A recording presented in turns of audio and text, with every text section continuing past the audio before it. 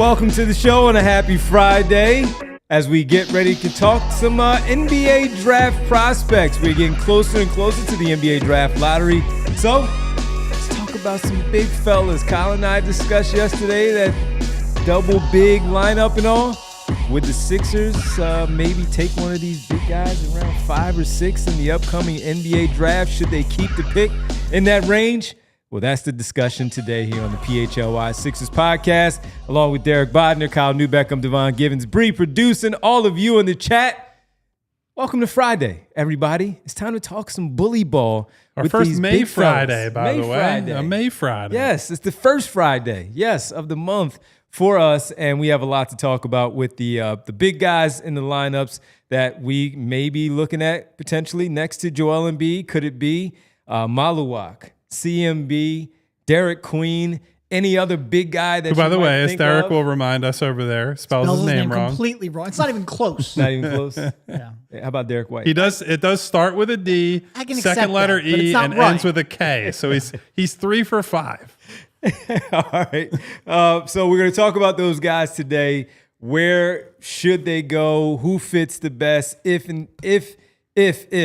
they're in that 5-6 range and one of them piques your interest a little bit more, who is it that might fit best for the Philadelphia 76ers in that 5-6 range for your basketball team? And boy, it would have us talking about so much during the season if any of those three would be the choice, Kyle, of the Philadelphia 76ers. We'll get to some other The fact news. that they'd even be in this range, if we would have talked about this before the season, people would be like, are you insane? I know. We'll talk about some news and notes a little bit later as well on this Friday. A happy birthday to a Philadelphia 76er a little bit later as well. But Derek, we're here, man. We got the 3 big guys. Bully ball. You missed our conversation yesterday at home during your day off, writing some piece. By the way, first off, before we get to Derek and Kyle's thoughts and give all of our thoughts as well, make sure you go to allphly.com if you haven't already signed up to read Kyle's piece that was just loaded up this morning on allphly.com about Derik Queen. Whether he spells his name right or wrong, we have to talk about him and write about him, and Kyle did that. It's at allphly.com. Derek has a prospect that's upcoming as well, so stay tuned. We got a bunch of scouting reports coming over the next 10, well, not even 10 days. Actually, almost exactly 10 days from now, between now and the draft lottery. Derek and I are trying to cover basically everyone that we think has a realistic possibility of being taken with a Sixers pick. There's one super short guy that we may not cover, but we've talked about him quite a bit here on this show. We might end up writing a report on him. But we might. Allphly.com. Go read Derik Queen, that piece that Kyle loaded up there today. All right, Derek, you know we talked about the big guys yesterday and around the NBA and the playoffs with the double big lineups that are happening out there. We mentioned how Yabusele, maybe that was a part of their thinking at times with Joel Embiid. Same thing with Yabusele and Adembona, where we saw some of those starting lineups down the stretch. And even when Andre Drummond was out there, where they at least talked about toying with some of those things, thank goodness they didn't. Well, honestly, they didn't have enough time out there on the floor, healthy enough to do so. But when you look at these players, let's start off with the one that Kyle wrote about today, and Derik Queen. He's the one that has at least remained in that conversation of that 5-6, where you've seen CMB jump in and back out. Maluach in to start off. He's now falling behind a little bit. But Derik Queen is the one that's right there in that range of people still discussing him as a possibility at that 5-6. But who is he? How does he fit? What is he best at for the NBA? And again, how does he fit with the Sixers if he in fact does end up in this basketball team? Yeah, so to me, I've never been a big fan of double big lineups. I would much rather go with like a 6'8", 6'9", 40 type, assuming you can find a way to get team rebounding to the level where it is acceptable. I prefer that kind of defensive versatility over having 2 traditional bigs or even semi-traditional bigs. I'm not completely against double bigs, but it has to be the right setup. And to me, like when you go to double big lineups, you give up something usually. It's either shooting or ball handling or passing or perimeter defense. What are you willing to live without? For me, the one thing I'm not willing to live with that, or the one thing I'm not willing to live without, is perimeter defense. Like I need a guy who can slide his feet on the perimeter and have a little bit of defensive versatility in that regard. That to me, we were actually just talking about this like legitimately seconds before the show started. That makes Derik Queen a both tough and intriguing fit. So what I'll say is I think in terms of sliding his feet, I think he can incredibly do that on the perimeter. I don't think I've seen him engaged enough to trust that he will be that kind of defender. And that goes with whether he's at center or power forward. You just don't see a level of engagement, a level of read and react recognition, of quick processing that is going to get him to make the most use of his perimeter foot speed. I do think when you start talking about him as a 5, he has some, pretty significant limitations in terms of rim protection. And I think he'll be picked on in that regard. Some of which is he has to want to do it. He has to want to. It shows up at both positions. I do think, though, if you were going to like pick a guy who can slide into that power forward spot at times, if Derik Queen commits himself and can develop a jumper, I think he has a chance. But I just am not huge. It's one thing to rely on or to hope that a guy will buy in at a level. It's something to rely on. I think with Queen, if you think he's going to be a real impact defender, you have to really rely on him buying in a way that I just haven't seen yet. So one of the reasons that I struggled with Queen as I was watching all these games, putting together a report on everything I'd seen with him, is he runs against the type of player I like in the front court, right? So like if you're just talking neutral situation, neutral prospect, in the front court, I want tools guys. I want guys with size. I want guys with athleticism. And certainly if you have a guy with a motor, that's also a big thing for me, because my starting point in the front court, but especially at center, is you need to protect the rim. Your most important job is defensively, and tied into that is rebounding the ball. It's all kind of bundled together, but you have to lock down the paint and you have to end the possessions. Like ideally, that's what I want out of a 5. Out of a 4, maybe not as much pressure to defend the rim, but I need you to be a big contributor on the glass. And frankly, as Derik talks about, wanting 6'8" wing forward type in that mold, what you need from that spot is to be able to switch, right? If teams are going to switch, they don't always go 1 to 5, but you're definitely going 1 to 4. Like that, that's borderline requirement with the way the league is set up today. And Derik Queen's questions are basically are threefold. One, is he going to be a jump shooter eventually? And I actually feel pretty good about him as an eventual jump shooter. Very good free throw shooting numbers in high school and college. I think in high school, they tracked him at something like 78%. He was at a little bit under 77% at Maryland. Good volume there. I think his touch is very good. All the indicators are maybe he's not a high volume 3-point shooter, but if you're using him as like a pick and pop target or a stationary shooter, I think eventually he's going to draw a defender out to him. He'll hit enough shots to keep defenses honest. So that's the question I'm least concerned with. The other two are the big ones. One, is he big enough or explosive enough to defend at center? I kind of think no. I don't see it with him as a long-term protect the rim, play drop coverage and play the cat and mouse game type guy. And two, and this shows up on both ends of the floor, does he have the play-to-play mentality that you need to be a consistently good defender and, frankly, the consistent impact player on offense, right? Where I think people zero in on the defense because the ugly plays are much worse on that end. They're much more impactful when if you stand there, hands at your side on defense, if you don't make the extra rotation, that's something that everybody points to and is like, oh, wow, that's really bad. But on the other side of the ball, I think you see him go through stretches where if he didn't get the ball, he is not helping the offense off ball. He's not moving. He's not setting extra screens. He's not doing a lot of relocating.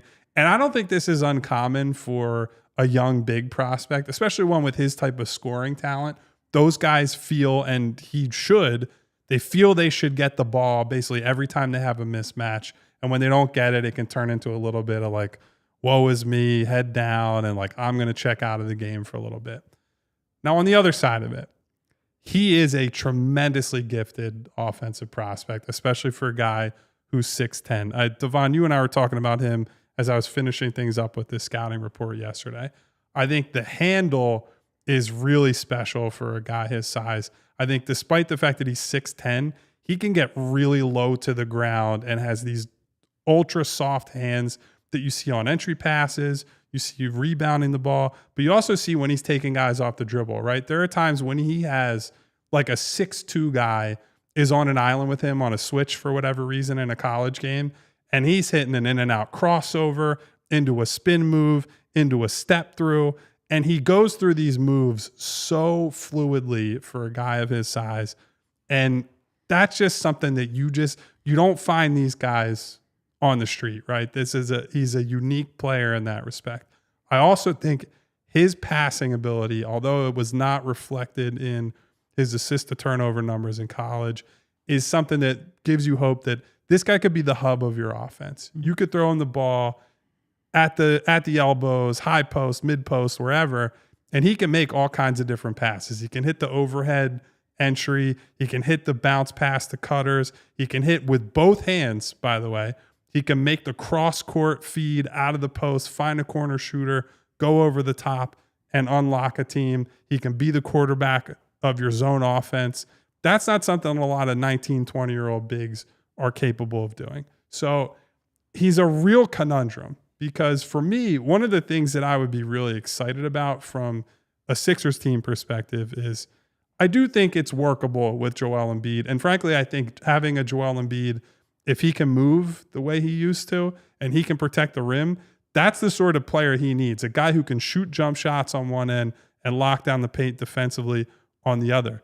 But as importantly for the team, when Joel's off the floor, whether that's he's on the bench during a game or he's taking games off, I think you can run a facsimile of the same offense with Queen in an Embiid spot. That's not to say that he is prime Joel Embiid right now, right? But when you talk about the face-up game and the ability to pass, the ability to take guys off the dribble from that high post and the elbow areas, he can be an approximation of Embiid. So those continuity issues that we talked about where we said, hey, there was no plan B. Hey, these guys couldn't get into a rhythm because they have to do different stuff or play a different way when Joel's out. You lose a lot of that. You can run effectively the same offense, and while maybe it doesn't have the same ceiling, the style of play can stay similar enough that guys can fall into real roles and real grooves and real rhythm. So that would be a big part of the appeal for me, is that I do think there's upside when they play together, but when they separate them, for everybody else, it allows a level of stability that they just have not had over the last couple of years. Yesterday, you made a really interesting comparison when we were talking about the Houston Rockets and Steven Adams with up here in Şengün, and you brought up Şengün as a comparison to how and Şengün was a better player in a tougher league at 18. Like he was the MVP of an overseas league at, I believe, 18 and putting up better numbers than Queen put up in the Big Ten. So Şengün would be a high level outcome for him. But I do think if you look at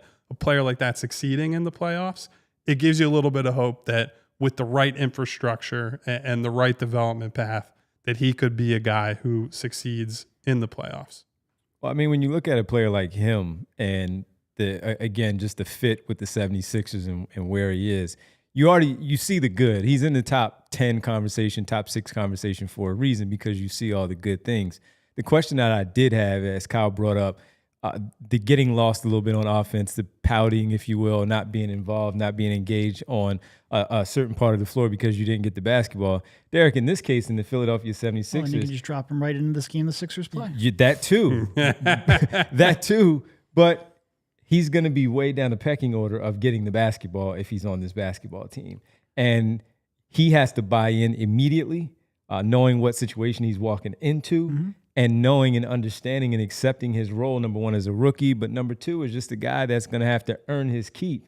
The talent is going to get him on the floor. It's also the buy-in of what you know your role has to be, with 3 all-stars, potentially, and then a group of other players that are most likely in the pecking order-wise. They're looking towards you first, looking towards them first before they're looking to you. I got to admit, Devon, and your point's right. I'm not laughing at that.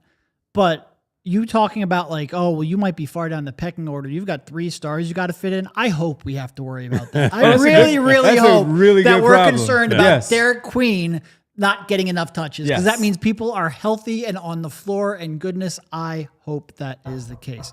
No, but I get some of the concerns. He will be off ball a lot more, especially playing alongside of Joel Embiid. I think that's the role that he would take the longest to adapt to. I do agree with Kyle that you can run some facsimile of what you do with Joel with Queen. 2 uses of facsimile on the show today. That's definitely a first. But I like him in like a short roll type thing and making plays out of that, and Maxey with the pocket pass. Like, not only can he run a similar scheme as Joel, but you can put Maxey. And look, we all know Maxey's limitations as a playmaker, but we do know he can make that pocket pass to a big. And if Queen can make plays out of that short roll, even if right now he's not near the shooter that Joel Embiid is, I think he can grow as a shooter, especially as a mid-range shooter, and he can make plays off the bounce, creating, as a passer in that short roll. I think that could be really, really intriguing. So I think that is fair. I do worry a little bit how he's going to fit offensively as a 4 when he's playing next to Embiid. I do think that limits his defensive responsibility, and it's probably what he needs at this stage, but I think it's probably going to be a much tougher adjustment for him offensively than a place that can let him play pure 5. It's a shame. I think he's a 5 offensively and probably neither defensively, but more of a 4 than a 5 right now. And it really gets back to, I need someone to convince me that he is going to buy in defensively to make that work. Because offensively, he's versatile enough. It might take a little bit of time. I think he's going to figure it out. Yeah. But defensively, man, there are just so many possessions where he'll just stand and ball watch for like 15 seconds, realize, oh, I'm supposed to do something. And next thing you know, he's like trapping a guy 27 feet from the basket, and it's like, or denying him. It's like, what are you doing? You're setting yourself up for a back cut. It's like takes half a play off, realizes he's doing that, and tries to overcorrect, and he's just running around like a headless chicken. Yeah. And that's a real tough thing for me to get past. But I want to, because he's insanely talented. Yeah. And I will say this, one of the things I concluded with in the article that we haven't gotten to, Queen very notably lost something like 25 pounds coming into the season. And the interviews that he's done about the process behind that, and they talked to Maryland's director of performance and people around him, he showed an awareness of like going from high school to college. It's a higher bar to clear, right? This was not about like, oh, I looked in the mirror and I thought I was fat. It was understanding that there's a jump in competition, there's a jump in expectation, and that habits that you could get away with in high school, as you jump up a level, you can't get away with them anymore. And I thought that showed a level of understanding of the task in front of him that I would be encouraged by. Now, the question is, does he commit to that long term, right? Because when you have a lottery selection and a jump to the NBA at the forefront of your mind, some guys might say that was enough, right? He gets drafted in the top 10 because of what he showed on tape and his commitment to better his body, and he hired a full-time nutritionist or worked with a full-time nutritionist, changed his diet. Like, those are all green flags if they're things that you believe he'll do over the long term. But will he do those things over the long term? I don't know that. And so I think the interview process is important for him to get an understanding of like who this kid is, what he's about, like how far he's willing to go. But the reviews that he got from within Maryland were he went from a kid who frankly came in and was like, oh, damn, I got to, get on the treadmill an extra time today. And then they said it was, oh, I got to do an extra workout today was where the line was. And eventually he was coming in, and according to the coaching staff there, he's now excited to come in and like, hey, I can see the progress my body is making, and I can see how it's translating on the floor. And so he's already pretty strong, right? He's already quick for his size. I think he's got excellent footwork and does a great job of navigating space. If he puts on some extra muscle, if he slims down a little more but adds like good weight on his frame, he becomes a more dangerous player offensively. And you could see some of those things that are on defense. Maybe they're conditioning problems. Maybe this is a 19, 20-year-old kid who just needs to get into a little better shape. Yeah. I know people will be a little bit afraid hearing that, right? Like, oh, if he's not in the best shape now, what happens as he gets older? What happens to this?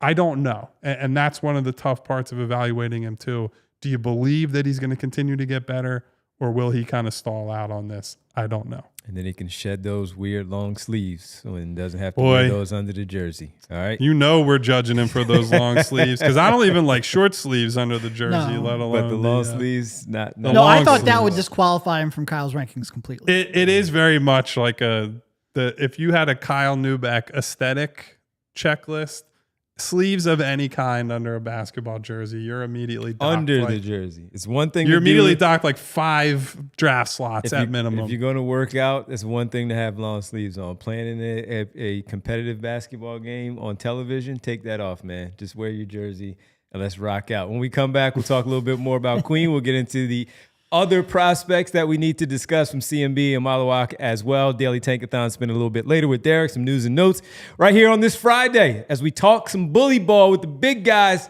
in college basketball that some of you might be interested in for the Philadelphia 76ers right here on the PHLY Sixers podcast. I'll start everybody off with the Ace Hardware. It's starting to get warm outside. It's supposed to be about 85 degrees today, same temperature tomorrow. And do you have an issue with your air conditioning? Well, they got somebody for that. That's Ace Hardware Home Services, and they're right around the block with everything you need to fix it, including the person to do the fixing. How about a leaky faucet? You said that you would fix during the fall or winter, and it just kept being an annoyance and it didn't happen. Well, they got a person for that too, because now they're not just the helpful hardware folks, they're also the helpful home services and repair folks as well. So whether it's from plumbing to heating and cooling, they've got the trusted pros to keep your home humming all year long. That's Ace Hardware Home Services. At Ace Hardware Home Services, whenever they get ready for the next job, they remember what to bring. And that's experience, understanding, and helpful to your home as well. Free estimates on equipment installation and replacement with trusted advisors. Options that are best suited for your home and budget. Visit Ace Hardware Home Services online at acehardwarehomeservices.com to get started on your next project. Hey guys, what do we always say? You fix the house up, then you got to put some nice stuff in it. It is on at Ashley, where you can shop the Memorial Day sale with our good friends over at Ashley. Save $100 off of every $1,000 you spend, plus get amazing savings on outdoor furniture. We love using the backyard, the patio, the deck, the front porch, the stoop, wherever you're sitting this summer outside. Ashley's got something for you. And that's not all. Get 60 months special financing. Have your furniture delivered locally for free $99. No, just free. No $99. Plus, with your qualifying purchase, get a free gift. Save on top brand mattresses and get free local delivery setup and removal at Ashley, South Jersey and Philadelphia. Visit ashleyfurniture.com for more information. Financing with approved credit, minimum purchase required. Some exclusions may apply. See store for details. Welcome back to the PHLY Sixers podcast. And while we're talking about these draft prospects, maybe we'll be talking about where they may land on lottery night. That's May 12th, Monday night. Kyle said it's about 10 days away. I'm going with 10 days away. And we're going to have our draft lottery party here at the studio. Count. Yes, you can. And I know it's May 12th, draft lottery party back here at the PHLY studio. We would love for you to be here hanging out with us. Vince told us we have a decent number of people that have already signed up because you are a diehard member, which is the only way for you to sign up. Now we need more. We want to fill this place up that Monday night. Celebratory, of course, after them acquiring the number 1 overall pick with the luck of the draw on draft lottery night. So make sure you're already signed up. If you are already signed up and you have yet to get to it, please go ahead, get your ticket so you can hang out with us. Food, drinks, pop a shot as well. Good basketball conversation amongst us all for the community here at PHLY. You get to talk to the president of basketball ops, Bree, for what they really need to do. And we're all going to do that here together on that Monday night, May 12th. So sign up, PHLY, of course, allphly.com for our draft lottery special on that evening. Kyle, for the people who have not yet jumped in on the article, what can they expect? You don't have to give everything because you haven't done that yet, but what can they expect? And I know you have some videos. It is as in-depth a breakdown as I could possibly offer on Queen. There's a bunch of clips of film that I found that I was like, oh, this is stuff that I'm excited about, and that's mostly on the offensive end, and then a sober assessment of the defense. And what I will try to include in all of these scouting reports, how I think he fits with the Sixers, and what that looks like for the player and then for the team. Because as we've talked about throughout this draft process, I think fit works two ways, right? So if we're talking about Queen, it's how does the Sixers infrastructure work with his strengths and weaknesses? And then by extension, if you draft Queen, what are you committing to? How does this impact the Joels, the Maxis, the McCains? I'm glad that Derik brought up the short roll stuff. I do think he could be, while he's not a vertical threat, like in a pick and roll, he's never going to be a guy that's like, oh, Maxi's going to him up top. I think when Maxi or McCain or a ball handler gets trapped and Queen can play him 4-on-3s, he is just going to destroy teams because his handle, his touch, and the vision as a passer is going to be just devastating in that type of action. He's light on his feet too, man. Yep. Really light on his feet. When he wants to be, when he wants to be. Yeah, he's really light on his feet, which could serve him well at that either front court position that Kyle's talking about. Yeah. No, I think his game translates pretty, like the jumper still needs work. He didn't take a ton of mid-range reps. Obviously the free throw is a good indicator. You need him to not only get more comfortable with jumpers overall, but extend that out. I think he will in time. He's talented. He's got good touch. My questions come down to defense, and I think they're pretty significant. Mm-hmm. Yeah. Yeah. Do we want to go to the well, both the other two guys that I know we're talking about are on the opposite end of that, where the defense is where they make their money and the offense is the big concern. So where do you want to go, Devon? I figured real fast.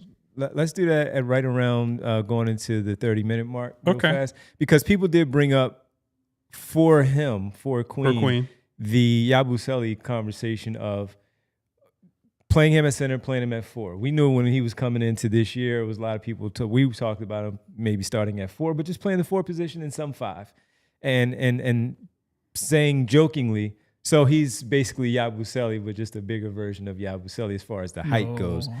In that Yabusele could shoot it a little bit better and all, but based on what we saw from Yabusele this year, is there anything that you do take away from what you saw from Yabusele and what we're talking about here with Queen while projecting it out? No, I think it's hard to compare them because Queen, dating back to high school, is like a true focal point of the offense type of player, right? Like this is a guy that, and he played for the team in high school basketball, right? Montverde, where he was on we were talking about it yesterday.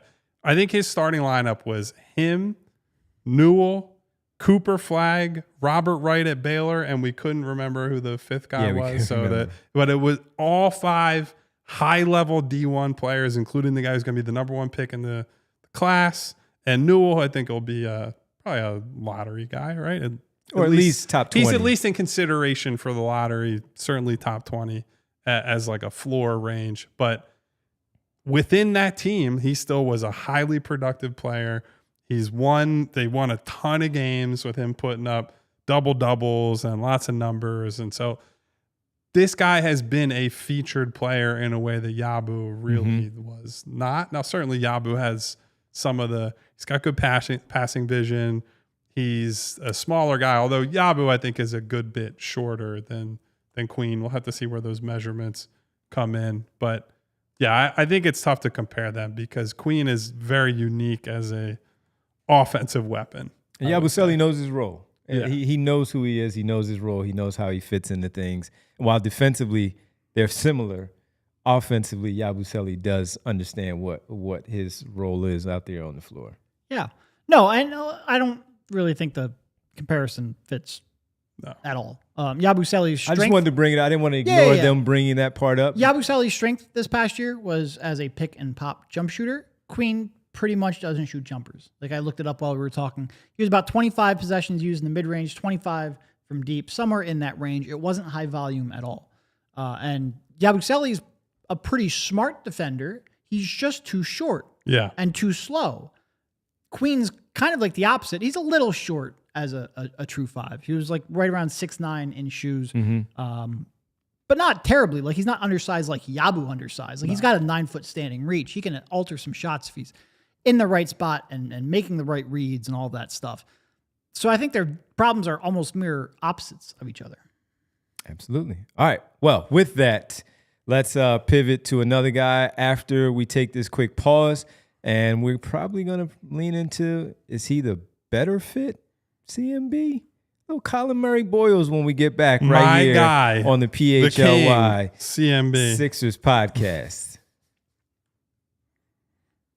All right, first up, we have to tell you about TrueMark Financial. If you're working from home, it's time to stop calling plays from the couch. With a TrueMark Financial HELOC Select, you can tap into your home's equity and finally upgrade that home office, build out a better space, or just finish the projects you've been putting off.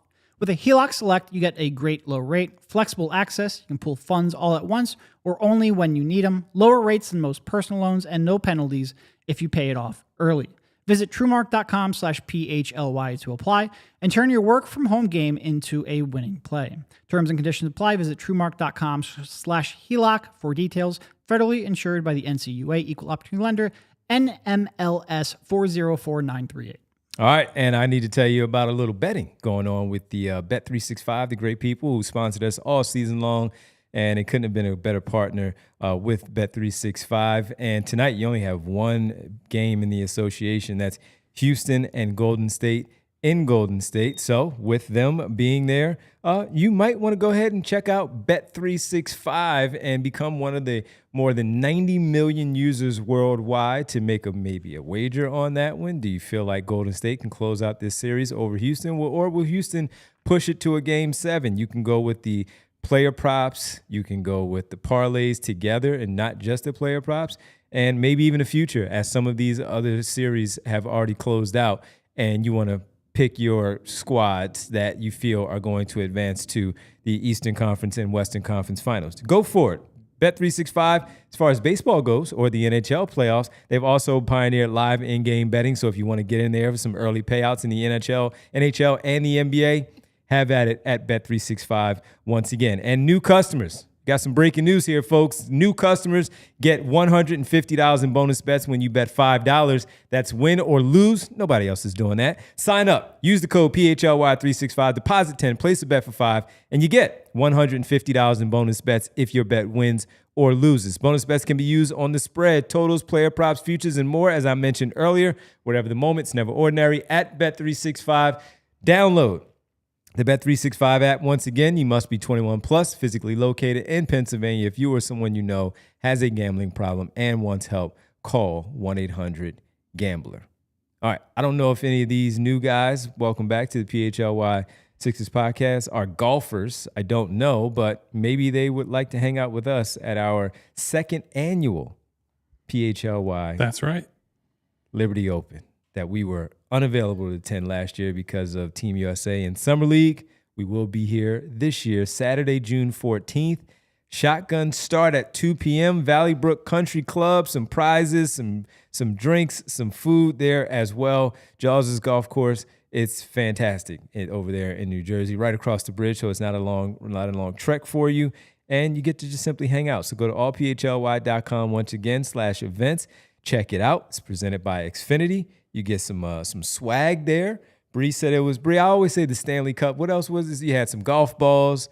You had the umbrellas, the tees. Right. Yeah. Good stuff. Good stuff. So make sure you sign up. Allphly.com. Second annual PHLY Liberty Open, and it should be a good time. You get to hang out with us, and we can all drink some soda. Well, you might. I might. I for sure will. Yeah. I'll be having some adult beverages. Look forward to seeing you guys there. I don't know when you have those adult beverages and at that time, CMB already in for a workout with the Sixers, but you can't take him with you and have the adult beverage because he's still very young. He's still 20 though, right? He might be 20. I need to double check on that because he was a sophomore, unlike the rest of these guys. Yet. But that said, that's one of the guys that you really liked and have really started to push. No, he's 19.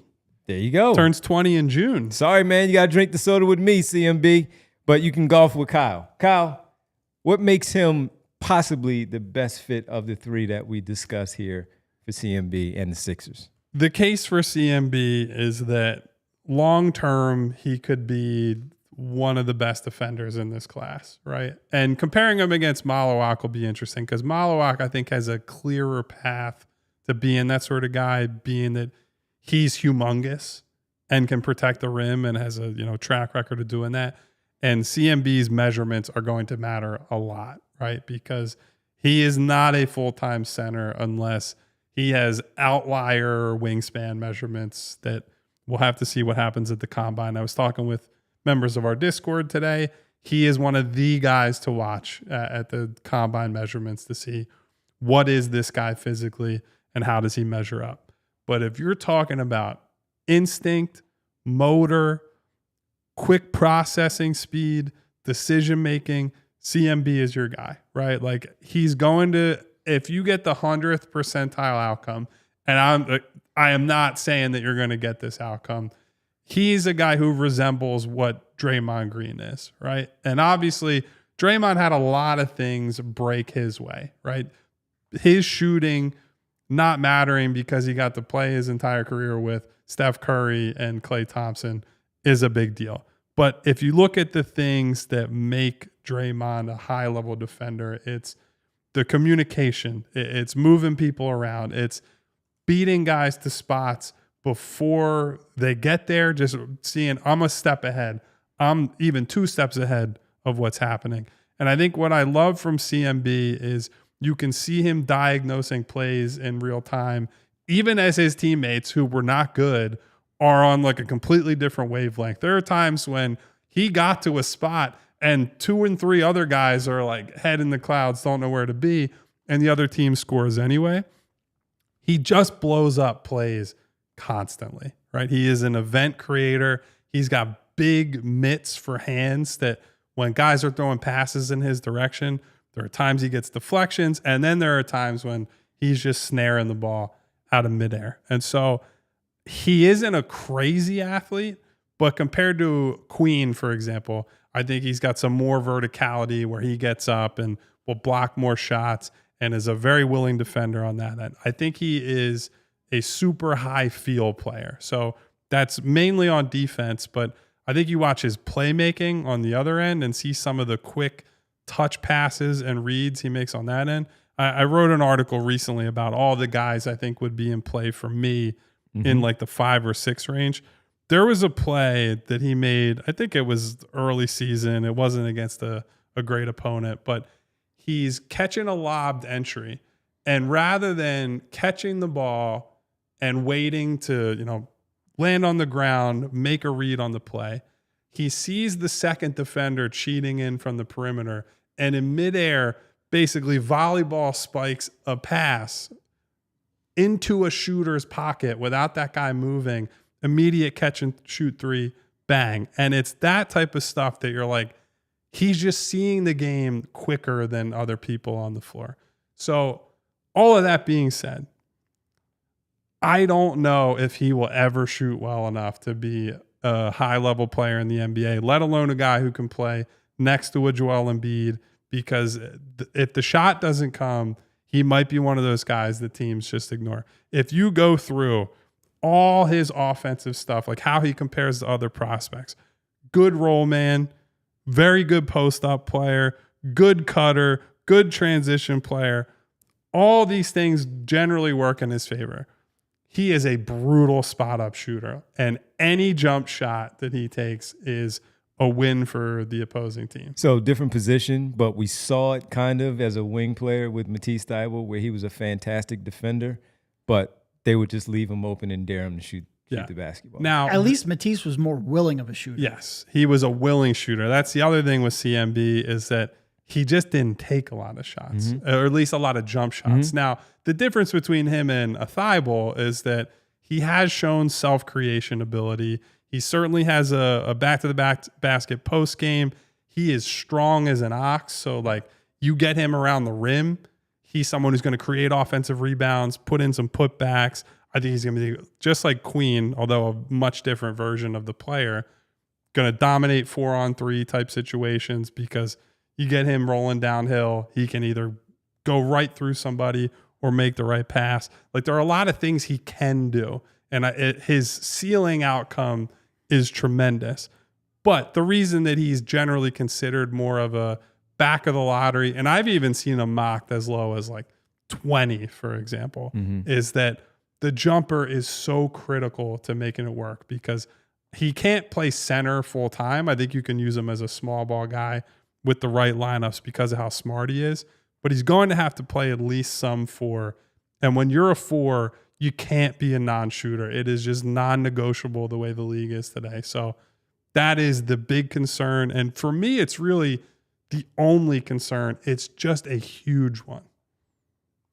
If he shot it, I don't know, like Draymond, and he just took the shots before this current Draymond, where he was during the championships, Draymond, where he would shoot I think he needs to be better than that because I think he is not. He's like not the passer I love Draymond Maxey and I love Jared McCain. You are not walking into the Steph Curry, Klay Thompson situation. No, it was just more of the taking of the willingness to take it and take those shots. You would feel much better with him. I would, and you already like him, but the volume's not there and the efficiency's bad also, on the low volume. I think Draymond just added more value with his passing than CMB will add. Yeah. I think CMB is a decent enough passer, but he's not Draymond. No, he's certainly not Draymond as a passer. No, I mean, look, his defense, he might be my favorite defensive prospect in the lottery in this draft. Maybe not the most impactful because rim protection is just such a valued skill set. But I think in terms of how unique it is, how rare it is, how impossible it is to replace, you can get rim protectors. Maybe Maluach grows into something that's borderline elite, but you can get solid rim protection way later on in the draft. You cannot get this kind of versatility, defensive versatility, from a forward almost at all. It's really, really tough, and it's really valuable, I think, to a team.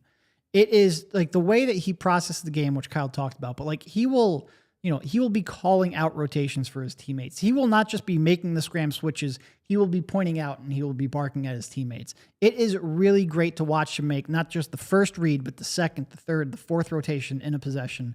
He stays committed, he stays alert, and he makes all the right decisions.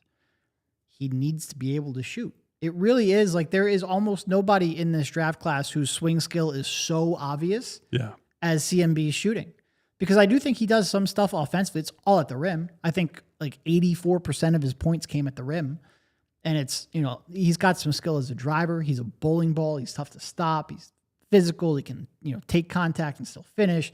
Lefty gives him a little bit of an advantage. He uses all of that well. Now, he basically only uses his left hand, by the way, which if you're going to be an at-rim player, that does shrink your options quite a bit if you're only a one-hand guy. But he needs to shoot. And if he doesn't shoot, then he has to have an enormous standing reach so he can play almost exclusively as a small ball 5, and that would be outlier level 2. Quentin Grimes gets to start in the backcourt. Paul George, Kelly Oubre in the front court with Joel Embiid.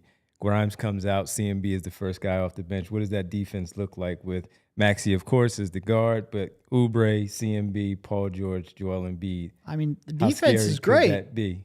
But you got two defenders in Joel's lap because you have 2 non-shooters on the floor. Yeah. That's why I said defense. Yeah. Well, look, defense is going to be great. I have no doubt about his defense. That's why you're taking him. Yeah. You're taking him right away because of the defense with the hope that the offense catches up. But if you take him that high, you're taking him because of the defensive prospects. Sure, but I think Kyle's right. Like, he has to grow to some level of a shooter. Some level. Because last year he was not only a bad shooter, but he was unwilling to take him. And teams are just too smart to use that to their advantage now. All right, there are some CMB fans in the chat. Oh, look, we've got 2 fans on the panel. I'm a big fan. If you weren't. I'm just saying there are some there in the chat that still like the player and would take a chance on him. And here's the other thing. What was one of the main complaints we had coming into the season that was borne out on the floor?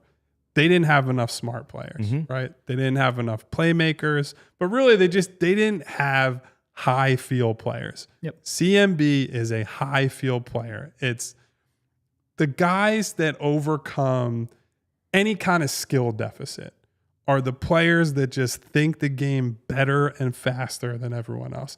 He did that. And I've said this on many shows when he has come up in a smaller capacity. But for me, one of the other main green flags for CMB, he played on a horrible team They finished the season, 12-20, I think their final record was.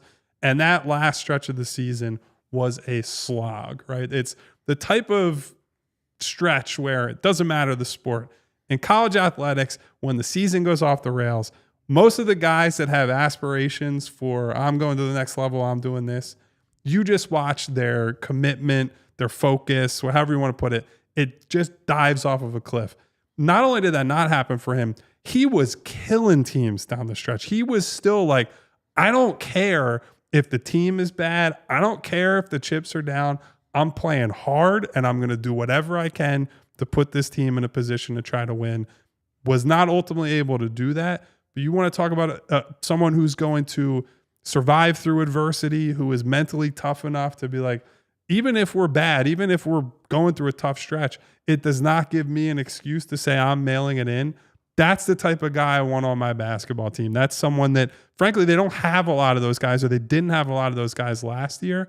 And you need those people in a locker room, because unless you're the Oklahoma City Thunder, one of these 60-plus win teams where everything's sunshine and rainbows and nobody gets hurt and you can just talent overwhelm people, you need foxhole guys, and I think he's a foxhole guy. Also a guy who wasn't a really highly recruited player, turned himself into conversation for the lottery like we were talking about. So he worked to get to this point on a bad team to show out enough where NBA people think he is worthy of that particular spot. And it's a shame because, like, I don't need him to be a 20-point-per-game scorer to justify a top 5 or 6 pick.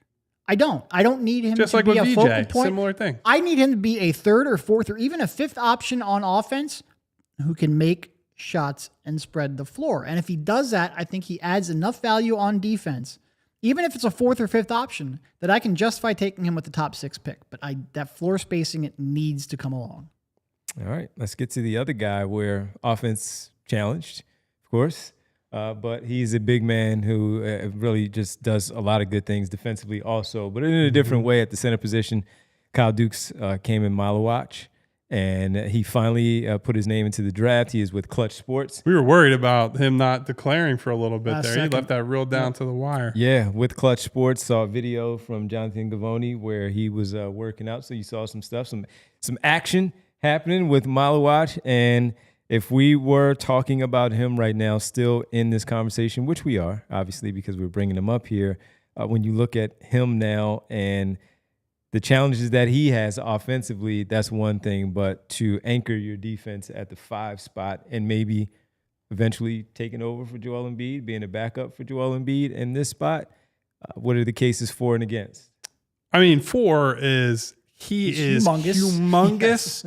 But is not a robotic athlete, right? Like he moves so fluidly for someone who's 7'2" and has just insane measurables, right? And I think one of the best things that happened for him playing at Duke specifically, they didn't just have him sit back and defend the rim, right? Like if you were to say, hey, how do we try to maximize the amount of wins we have as the Duke Blue Devils this season, could have easily made the case like, do whatever you can to put Maluach in drop and just leave him around the rim as much as possible. And certainly they wanted him there. Like ideal situation, you want him there. But he pretty freely switched all throughout the season. They had him guard a lot of perimeter guys at times.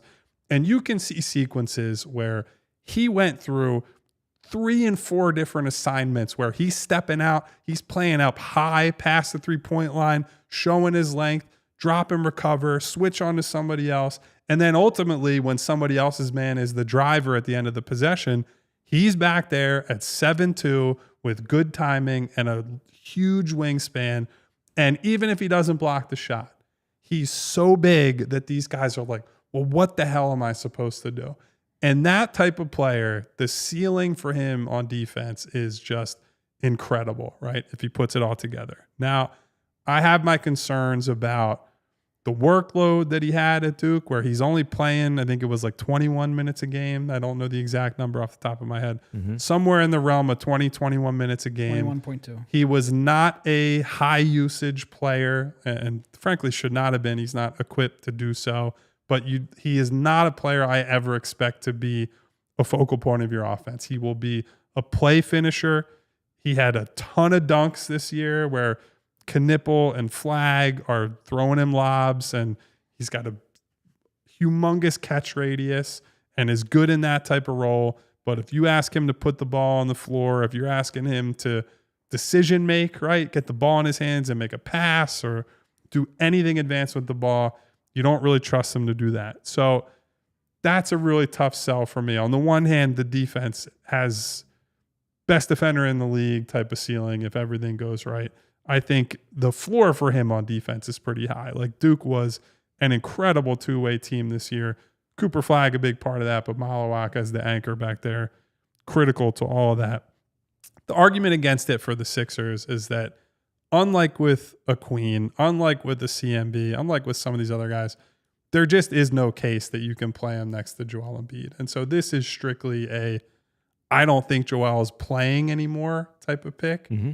And I don't love making a pick with a top 8, top 6 type selection where he's either purely a backup or you're saying, I'm giving up on Joel Embiid. And maybe you should give up on Joel Embiid. I think there is a big contingent of people who are like, I'm done with that guy. But as long as he's here, as long as he's occupying this huge, huge part of your salary cap and your salary structure, I think it's really difficult to justify taking a guy this high that just simply cannot play with him.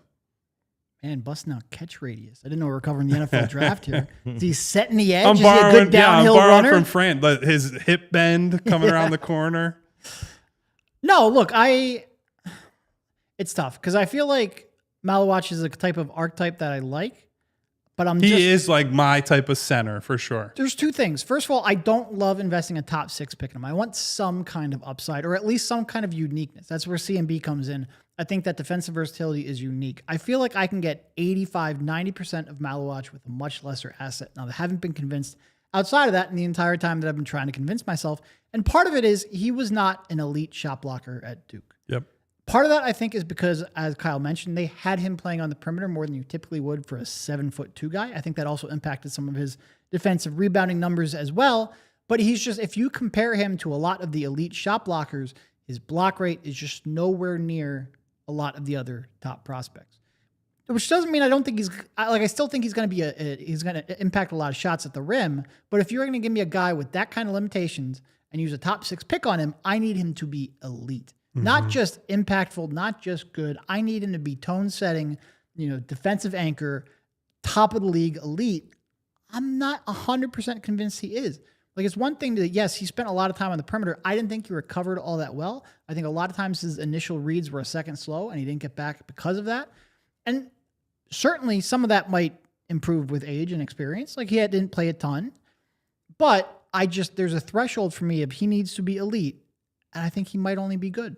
And if he's only good, I don't want to use a top 6 pick on an offensively limited big man, even if I think he's going to be a good defender. You talked about him not getting enough blocks. That is today's NBA. That's basketball, where centers are away from the basket. But, I mean, and college, block rates are usually a little bit higher because people are challenging you more. It's comparing his block rate to other collegiate big men who were elite defensive prospects. He was only kind of middling in that regard. All right. Well, I mean, could he give you the Rudy Gobert impact? But is that worthy of a top 6 pick? Is the question when it comes to the Sixers.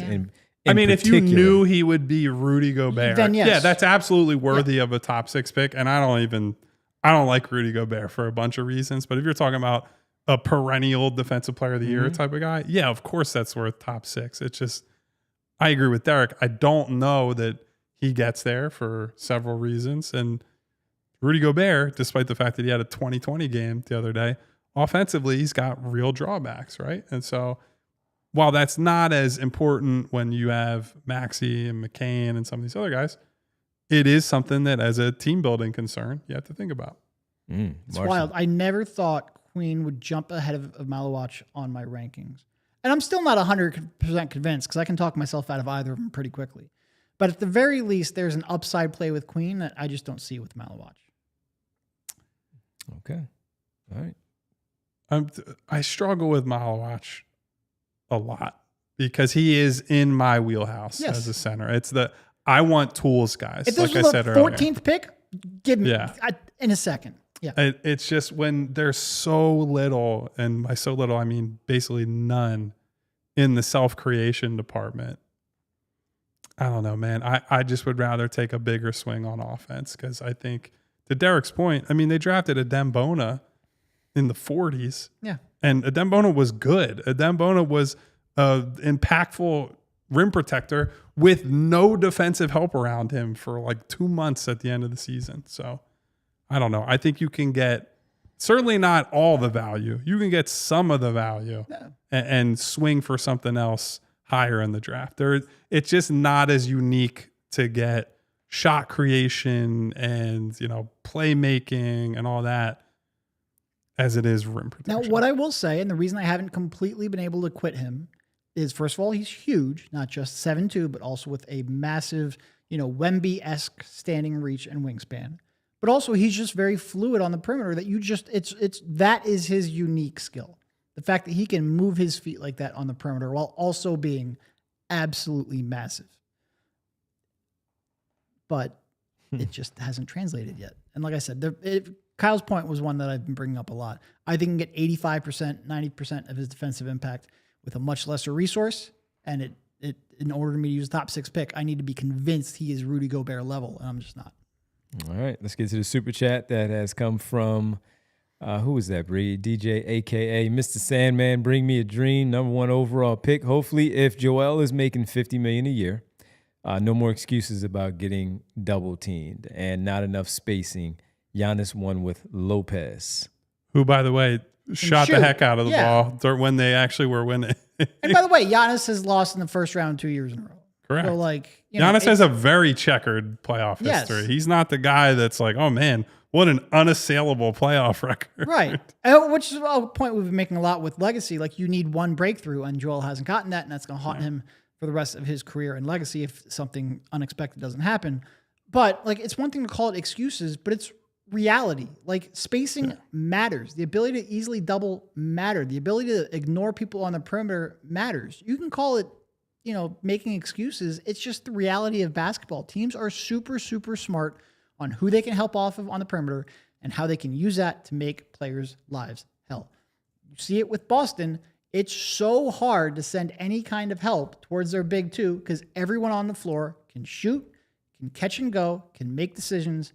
It makes it impossible. Also, I don't think we somehow glossed over this. Maluach, not a great rebounder. No. He's pretty good offensively. He's good offensive rebounder. But so part of if you're talking about the Rudy Gobert ceiling, the Rudy Gobert archetype, man, someone's having a hard time outside driving their car. They didn't like the rebounding point. Part of Gobert's value and part of any great rim protector's value is the contest and the rebound. You end the possession. A lot of guys can just wildly jump at shots and block shots or contest. Sean Holmes says hi. There are very few guys who can contest, block, and defend the rim at a high level and end the possession with rebounds. That is the secret of all the best rim protectors. Is it's not just the contest, it's what comes after. It's the second jump, it's the positioning afterward. There are a lot of little details that Maluach is not that great at yet. And it really stood out for a lot of people in that championship game where he didn't have a rebound in that basketball game. And we saw that at halftime and were wondering, wow, what's going on here? Because we were doing the show. But then we saw the rest of the second half, still no rebounds, and we know how it played out. So there's that with Maluach. We appreciate the super chat, Mr. DJ, a.k.a. Mr. Sandman, bring me a dream. Before we say overtime quickly, Derek, can you do the daily tankathon spin while we have a little bit of time here? Got the 4th and 3rd, I think it was. Or what did we get, Bree? Was it 4th? You got 4th for sure. For sure, 4. All right, Brett. All right, let's see what we got here on the daily tankathon spin from Derek on this Friday. 4th, again. Oh, there we go. Got a lot of those. All right, so it's whoever's and left 4, over. frankly, 1 is the best outcome for all of us. 4th is good for content. 4th is good for the month and a half we have to cover of shows between now and the draft. So overtime, folks. Thanks on the TV side. Join us at allphly.com to finish things off here. Riaz with the super chat. Hey guys, I think whoever we take in the top 6, it needs to be someone who is a rotational guy Who would Maluach see the floor? How would Maluach see the floor much if Embiid is playing? No. But, and that's tough. I mean, like, by playing, you mean Embiid's going to miss 25 games? That's the high end outcome for Embiid at this stage. Yeah. So he'll still play in those games, but when Embiid's playing, no, he probably won't play a lot. It's weird because if he's healthy, it's very difficult to develop. Maluach is a project, right? Everyone, even the biggest boosters of his stock would say he's a project. He's not ready right now. And that's okay. Mm-hmm. He's very young. He doesn't turn 19 until I believe September. And for a guy who only started playing the sport, like within the last 5 years or so, I think, he's far along for that type of player. And there's a lot of positive intel on his work ethic. Certainly he plays hard defense. Like all those things suggest he'll get the most out of what he has. But ultimately he needs to play more. This is a guy that needs lots of game reps.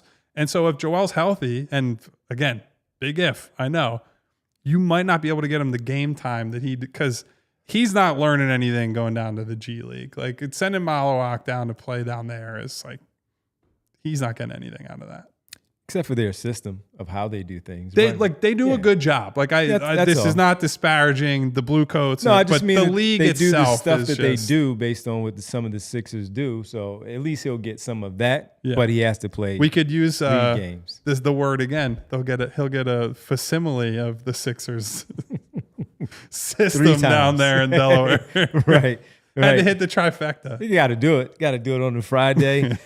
So just interesting conversation, everybody, about the front court players that could be in play for the Sixers should they land somewhere in that 5-6 range.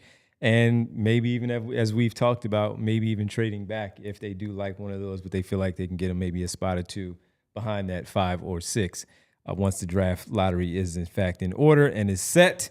Couple of things real fast. The Thunder and the Timberwolves are still waiting for their opponent in the Western Conference for the second round matchup. Game 7 tomorrow, baby. Conference semis. So tonight you get a Rockets-Warriors game in Golden State. Golden State leads 3-2 in that series. And the Nuggets-Clippers game 7, as Kyle just pointed out, that's tomorrow 7:30 in Los Angeles as the Nuggets and Clippers go after it for an opportunity to advance to take on the Oklahoma City Thunder. I do appreciate that at least like we were at a pretty good consensus that both of those series would take a while. Yeah. And I'm glad to see it's been a pretty competitive. Now, not all the games have been competitive. And Knicks Pistons was competitive. Yeah. We talked a lot about that. The one we really missed on was Wolves Lakers. Other than that, I think we had a pretty good read. And the Bucks, but we acknowledge that if Dame doesn't play, then they have no chance. All right, so the East is set for their conference semis, and that is the Cavaliers, first seed, taking on the 4th seed Indiana Pacers. And then the Knicks, courtesy of their win last night in Detroit, they take on the Boston Celtics for the conference semis. And the Knicks have not beaten the Celtics all season long in their 4 matchups, 4-0 in favor of Boston. And I don't know what Cleveland and Indiana was, but 2 fun series. You got 1 through 4, and it played out the way they were supposed to, chalk. Yep. No, it's been a fun playoffs overall. First round, at least. Well, some looking much more forward to the West second round. I'll say that. East Conference Finals, that at least if it goes the way I'm expecting, that I'm excited for. All right, and last minute news and notes. One, not rushing through it, of course, Greg Popovich is no longer the head coach of the San Antonio Spurs. If everybody remembers, he missed a decent portion of the season because of he suffered a stroke, they have reported, and he had been out. And Mitch Johnson had took over as the interim for the San Antonio Spurs. And Greg Popovich is now done after many, many years leading the San Antonio Spurs as the head coach. He will now be the president of basketball for the organization. And Mitch Johnson will be taking over on a full-term basis now as the head coach of the Spurs. Yeah. I mean, just one of the incredible careers we've had. Is he the winningest at this point? He is. All-time leader in wins. Yes. And, the way he joked about it all the time, like, thank Timmy for it. Came in at the right time. But the sustained level of success, it has just been, and he's entertaining. And I'm not sure if we would all have that same opinion if we covered him, because you get a little bit ornery. He's prickly. A little bit. But a real entertainer in terms of watching the league. I used to love watching. I know people would complain about Spurs basketball and it. beauty of the game. I thought it was beautiful, and I loved watching it. And he's just gotten the most out of a lot of people. Respect to one of the true legends of the game, guy who, for whatever you think about him, always spoke his mind when he was asked a question, and sometimes that meant you got called a dumbass for asking a dumbass question. And I respect someone who achieved what he did at the level he did. And frankly, like, look, some of the credit for his legacy of like who he is because he got Tim Duncan, right? Mm-hmm. Like Tim Duncan, very unique NBA star. And so the style that Pop coached with was enabled by that player. But when you see the extended success they had, the ability every single year, there was never a year really for about 15 to 20 years that you looked at the Spurs and thought they don't have a shot. It was every single year. They're winning around 50 games. Yep. They're playing a good brand of basketball. And the way they played, frankly, influenced, the direction the league has moved in.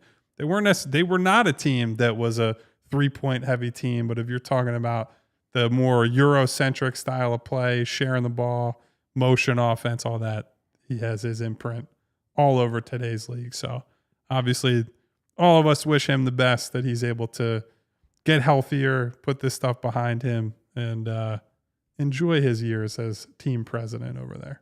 Yeah, even with the role players that he and R.C. Buford teamed up to find Manu Ginobili late in the second round, Tony Parker at the back end of the first round, turning them into Hall of Famers. Of course, they were talented in their own right, but with their system and how they did things, changing it up with the Euro style of basketball, the shooting of the threes, finding somebody like Bruce Bowen and turning him into a guy that they hang his number in the rafters because of how important he was to that group. Kawhi Leonard trading from the Indiana Pacers to the Spurs because of their scouting, and then him turning into what Kawhi Leonard that we see here today. Greg Popovich, that was some fun basketball for many, many, many years. And that whole group deserves credit, but of course he certainly does for the job that he did leading them for all that time. And even when we thought he was done a couple of years ago, he still got them in the play-in tournament just recently. And they had no business being in there, but it was partially because of who he is. A little sad he didn't get a longer run with Wemby. Yeah, that would have been fun. It looked like that was going to keep him around to see what he could. It really was, because there's so much talk about him retiring, and then they get the pick. It's like, what? Wemby, all right. Yeah, and he's going to be back, and unfortunately it happens this way. So all the best to him, and good to see, of course, that he's staying within the organization for what they said he's going to be doing as president of basketball operations. Hey, by the way, I can't remember who posted it earlier. I never knew this. I knew that Pop had come into the Spurs organization because of Larry Brown, but I did not realize how it had happened. The Bob Hill thing?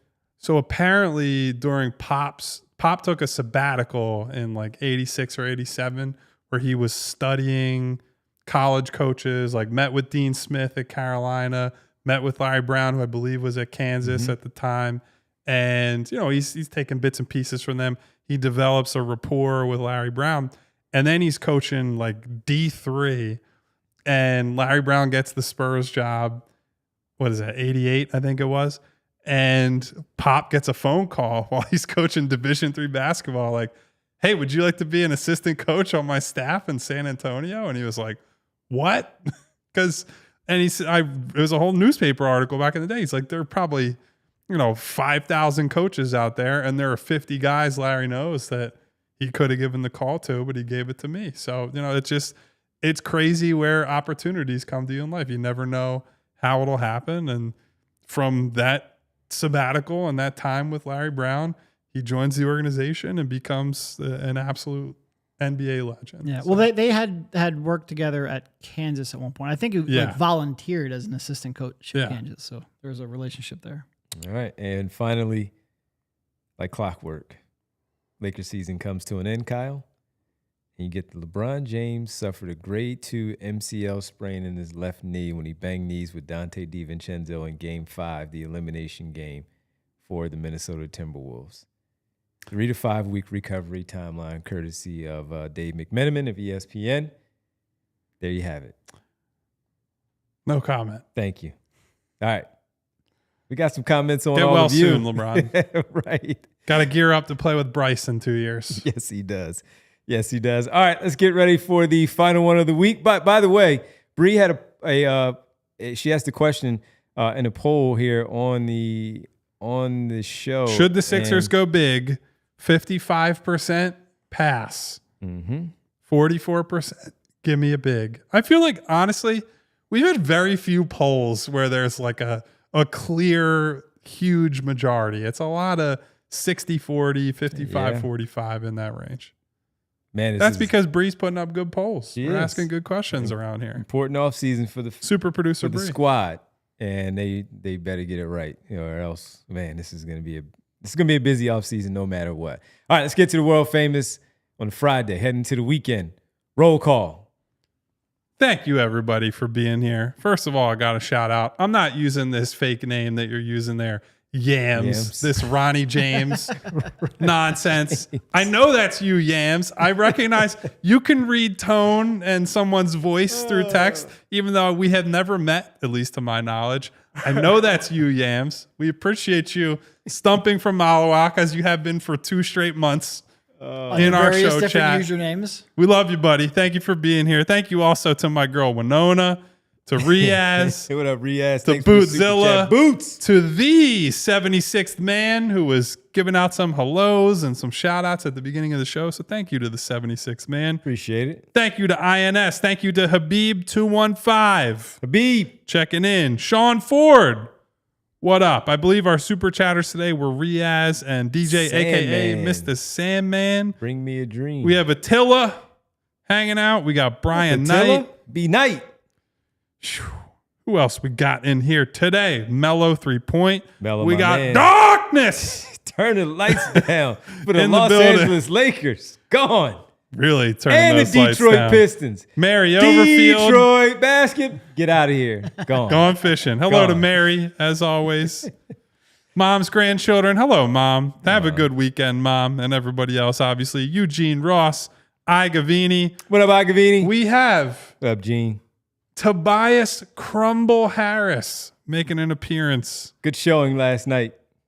Yeah, a -23 and a 3-point loss.